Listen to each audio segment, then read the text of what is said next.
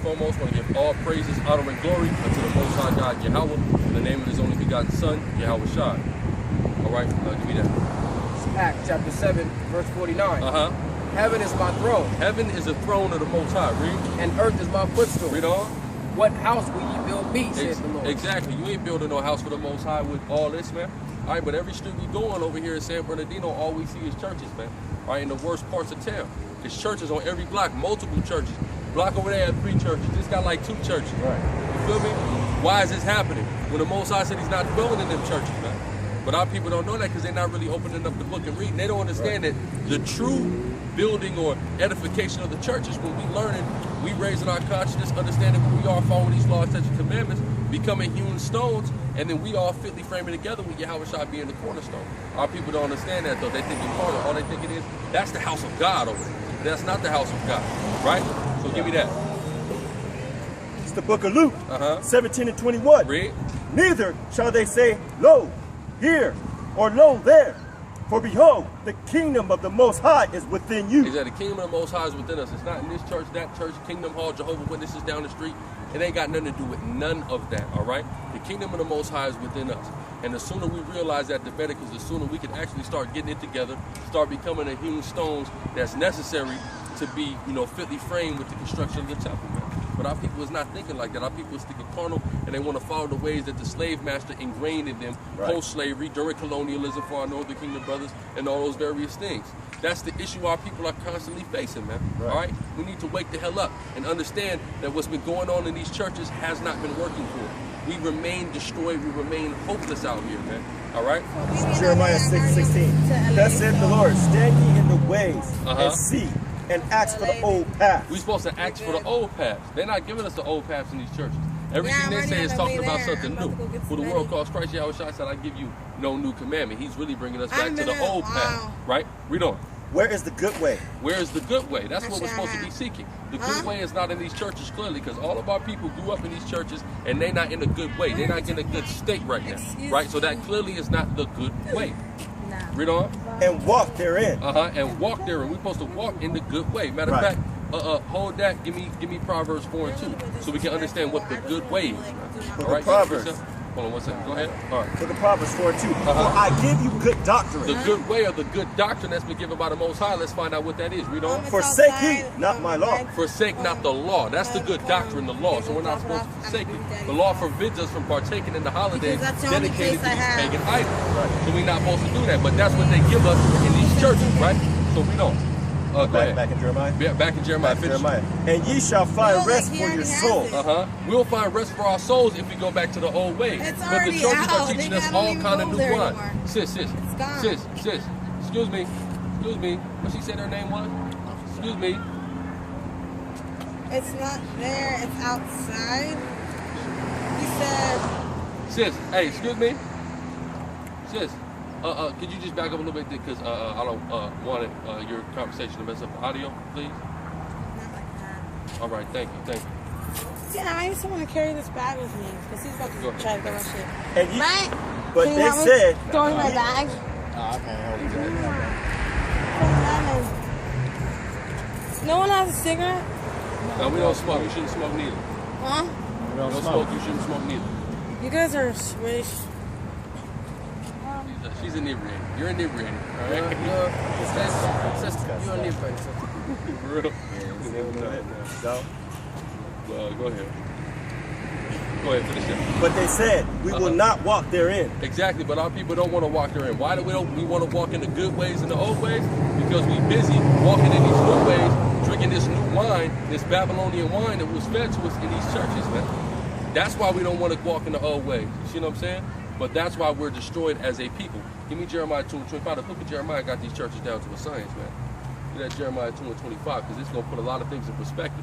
Because our people, the true way to describe the state of our people is hopelessness, man. Okay? And you just drive through these streets and you can clearly see hopelessness everywhere, at every corner. Right? So read on. Book of Jeremiah 2 and 25. Withhold thy foot from being unshod. Read on. And thy throat from thirst. And thy throat from that thirst, right? The law or the Torah, going back to the word to pour, that's how we get a drink. We drink from the fountain of life when we follow in the Torah. So we're not thirsty when we follow in the law. Read on. But thou sayest, there is no hope. There is no hope. Our people say there is no hope. But why are our people out here hopeless? Why is there no hope? Read on. No, for I have loved strangers. Because I have loved strangers. The reason why there is no hope is because we have loved strangers. The white man gave us this Christianity after he let us off the plantation. And after that happened, or even our brothers of the Northern Kingdom was fed to it during the colonial period, right? So that's what we're following after. That's how we're loving strangers. We're bowing down to Caesar Borgia, the white quote-unquote Christ, all right? Not Yahweh Shai, all right? And we're supposed to really bow to Yahweh the Most High, okay, first and foremost, right? But go ahead. And after them will I go. All our people are going after strangers. Typically who? The so-called white man, right? That's whose ways we're following. Or some of our people are off into Islam, or some of our people are into some Hamitic spiritual system. And all those ways are after strangers. We're constantly going that way, and it's not doing nothing for us. It continually keeps us in a state of perpetual hopelessness, man. That's why we have to come up out of that, man. We got to leave that. We got to go back to the old past, which is the keeping the law, statutes, and commandments, the thing that they're trying to keep us as far as we can away from in them churches, man. Ezekiel chapter 16, verse 22. And in all thine abominations and thy whoredoms, thou hast not remembered the days of thy youth. That's the problem. We're not remembering the days of our youth. When the Most High had mercy on us and brought us out of that Egyptian captivity. We don't even know who we are to connect ourselves to that. Even though the Egyptian captivity is eerily similar to the captivity we've been going through here in the Americas. Right. Read on. It says, when thou was naked and bare and was polluted in thy blood. That's right. Go ahead. And it came to pass after all thy wickedness. Woe, woe unto thee, saith the Lord power, or the Lord Yahweh. It says, that thou hast also built unto thee an eminent place, and hast made thee an high place in every street. That's all that is a high place in every street. Every street we go to, it's all I see is high places, multiple high places. That's what our people are doing, building a high place, a place to basically partake in idolatry, that they can go in and feel good about themselves and totally spit in the face of the Most High by forsaking Him and serving an idol. Right. That's what our people are into out here. They're not into serving the Most High, and we wonder why we on crack. Because there's no fulfillment that's going on in these goddamn churches. Book of Jeremiah 23:1. Woe be unto the pastors that destroy and scatter the sheep of my pasture. Whoa. Destruction unto these pastors that's up in these churches. Okay, because you know what they teaching our people? They're not teaching them that they're Israelites. They teaching them that they're Gentiles. That's right. Okay? They teaching them madness. They teaching them lies. So they're destroying our people. So destruction unto them through the spirit and power of Yahweh Shem Yahweh Shai. Read on. Saith the Most High. Therefore thus said the Most High, power of Israel.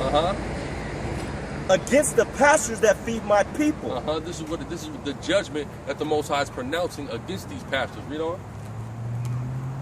Ye have scattered my flock and driven them away. That's right. You scattered my flock and driven them away. You keeping them away from the law. You keeping them away from the identity and the nationality. Because even if you tell them they're Israelites, they're like, man, look, that don't matter, man. Everybody can be saved. It ain't even about being an Israelite no more. I'm a spiritual Israelite. I've been adopted. All that madness, right? Read on. And have not visited them. And have not visited them. They're not really visiting them. You know why? Because people come up piling these churches. They see the pastor on Sunday. They line his pockets with the collection plate, with the building fund. Then they go home to hopelessness, man. They go home to no help. They don't come and visit them and truly help them out and truly empower them. All right? They hitting the lick on them, man, every Sunday. Read on. And will bring them again, Salah. And have not visited them, behold, I will visit upon you the evil of your doings. That's right. The Most High said He's going to visit upon these pastors that have led the Black, Hispanic, and Native Indian man astray with the evil of their doings, man. He's going to reward you according to your works, man. Right. All right? Which is evil. You did evil works, so you're going to have evil recompense unto your head, man. That's right. All right? All of y'all that mislead the Black, Hispanic, and Native American, the sheep of the Most High. That's right. Read on. Saith the Most High. That's right. Saith the Most High. You said what? Would you like my candy? How much? $1.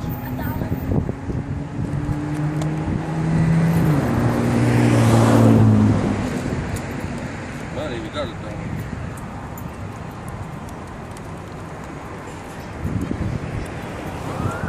Take donations. Yeah, we don't need no candy. You have it. All right? Thank you.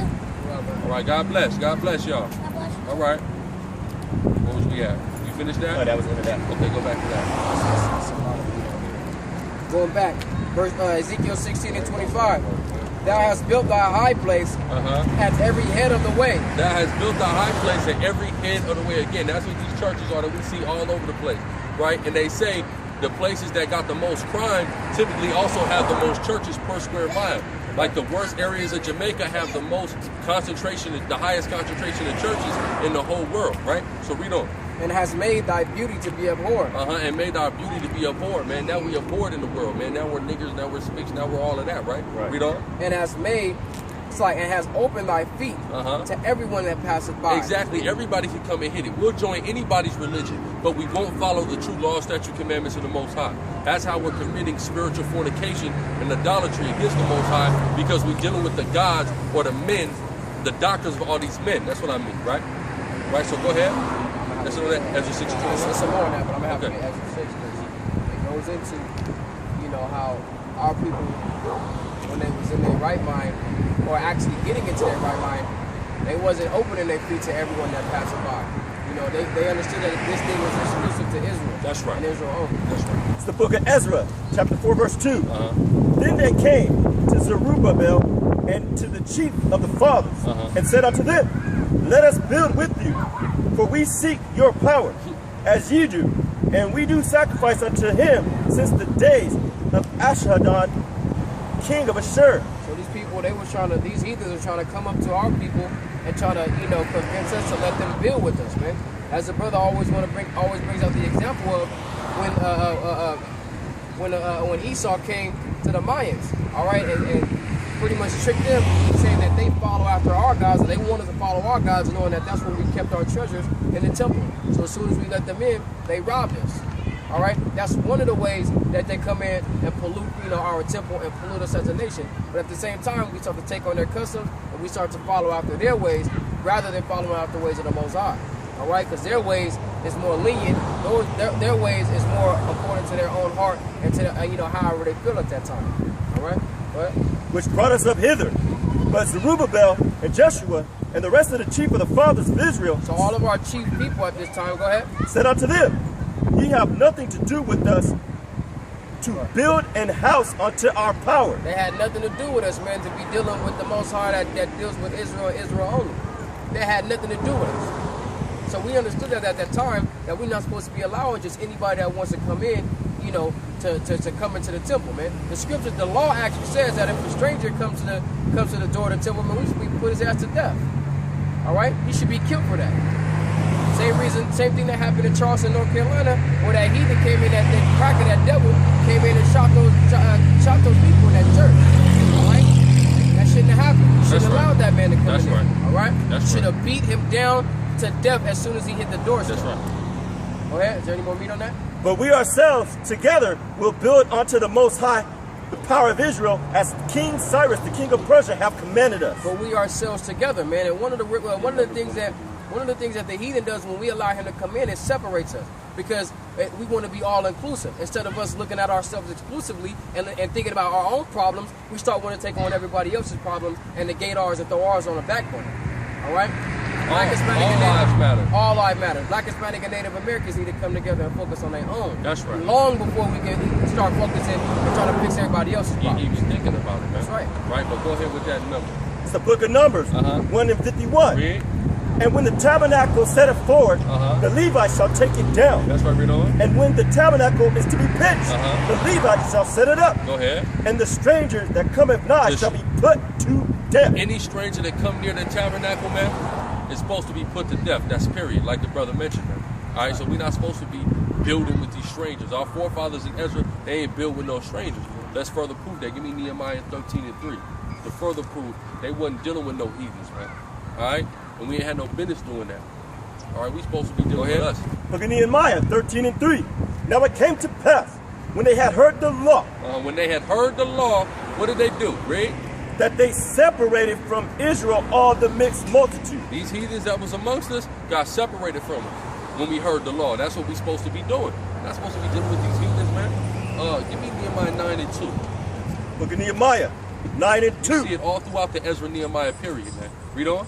And the seed of Israel separated themselves from all strangers. From all strangers. Separated ourselves from these strangers, man. That's what we need to be doing right now, trying to come out of this captivity, man. Trying to get right and get delivered by the Most High through His only begotten Son, Yahweh Shai, man. Go ahead. That's right. And stood and confessed their sins. And stood and confessed. We got to, listen, we in this period of repentance, right?